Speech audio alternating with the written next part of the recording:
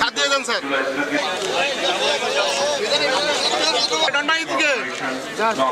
এদিকে দেখেন স্যার,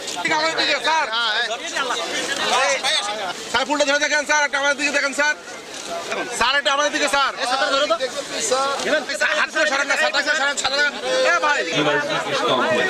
আপনি ছিলেন কই?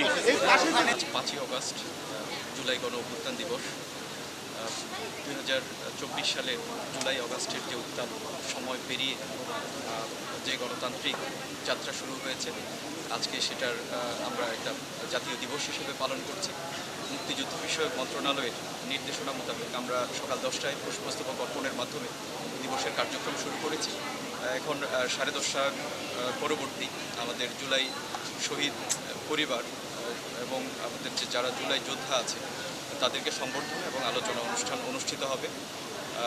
আমাদের প্রত্যেকটা মসজিদ, মন্দির, গির্জা, পেগোডাতে সুবিধাজনক সময় প্রার্থনার আয়োজন করা হয়েছে, মিলাদের আয়োজন করা হয়েছে।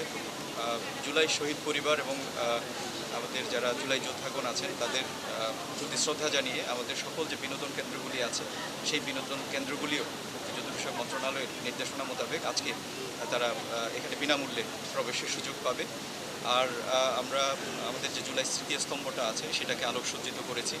পাশাপাশি আমাদের যে তথ্য মন্ত্রণালয় থেকে যে ভিডিওগুলি, তথ্যচিত্রগুলি সম্প্রচারের জন্য আমাদের প্রতি নির্দেশনা আছে, তথ্য অফিসের মাধ্যমে আমরা সেগুলো প্রত্যেকটা আমাদের শহরের মোড়ে মোড়ে এই তথ্যচিত্রগুলো আমরা প্রদর্শনের ব্যবস্থা করেছি।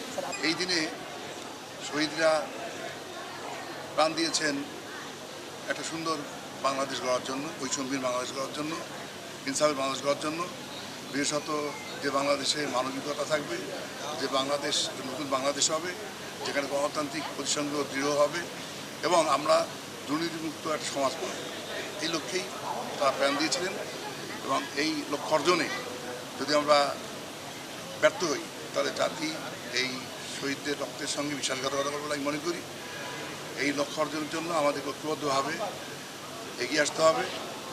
আমি মনে করি অভ্যুত্থানে যারা শহীদ ছিলেন যে দলগুলো, সবারই উচিত হবে ঐক্যবদ্ধভাবে শহীদদের স্বপ্ন বাস্তবায়ন করার জন্য কাজ করা। কিন্তু দুর্ভাগ্যের বিষয়, আমি এটা বলতে বাধ্য যে সাম্প্রতিককালে কিছু ঘটনা ঘটছে বিভিন্ন শিক্ষা প্রতিষ্ঠানে, কিন্তু অনাকাঙ্ক্ষিত এবং দুর্ভাগ্যজনক। এই ধরনের সন্ত্রাসী কর্মকাণ্ড কিন্তু আমরা ফেসিস্ট আমরা দেখেছি, এমএল বাহিনী, চাপাতি বাহিনী, এই সমস্ত দেখে আমরা বিস্মিত হই।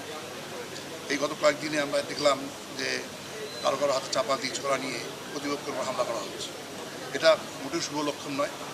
আমি আহ্বান জানাবো সবাইকে, আসুন এই ফেসিস্ট আচরণ বাদ দিয়ে আমরা একটি সুন্দর বাংলাদেশ গড়ার জন্য, শহীদদের স্বপ্ন বাস্তবায়নের জন্য আমরা ঐক্যবদ্ধভাবে জাতিকে এগিয়ে নিয়ে যাই। এই বাংলাদেশ সবার বাংলাদেশ এবং এই বাংলাদেশটা একটা মানবিক বাংলাদেশ হবে আমাদের সবারই ঐক্যবদ্ধ প্রচেষ্টার মাধ্যমে। আজকের এই দিনে আমি এই আহ্বানই জানাচ্ছি।